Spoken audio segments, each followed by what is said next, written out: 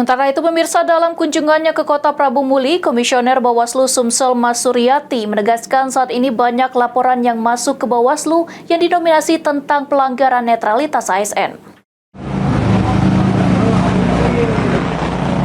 Mendekati pemilihan kepala daerah serentak pada 27 November mendatang, Bawaslu Sumatera Selatan banyak menerima laporan dari berbagai kabupaten kota yang ada di Provinsi Sumatera Selatan. Hal tersebut diungkapkan oleh Komisioner Bawaslu Sumatera Selatan Mas Suryati pada saat kunjungan kerja ke Kota Prabu Muli belum lama ini. Komisioner Bawaslu Sumsel Mas Suryati mengatakan untuk laporan pelanggaran sendiri didominasi oleh laporan pelanggaran netralitas ASN di tahap kampanye pilkada. Di Bawaslu Provinsi Sumatera Selatan pengaduan banyak.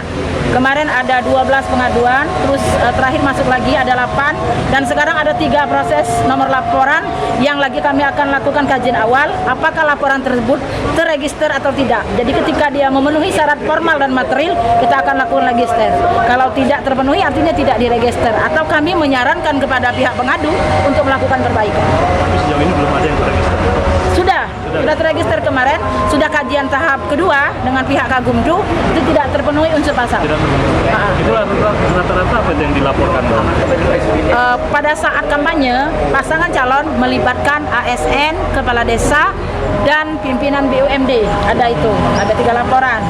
Nah, terus ada lagi pada saat kampanye, itu saat debat ya, kejadiannya debat. Nah, terus pada saat kampanye, pasangan calon melibatkan ASN, camat, melibatkan kades, itu jelas tidak boleh dalam peraturan. Ya, kepala dinas. Nah, itu ada beberapa orang, kita sudah melakukan klarifikasi terkait laporan tersebut. Mas Suryati menambahkan peraturan dari Mendagri ASN diperbolehkan hadir dalam kampanye, tapi dalam bentuk pasif. Dan jika ikut kampanye harus mengikuti semua kampanye para paslon kepala daerah. Anggi Perkasa, PAL TV.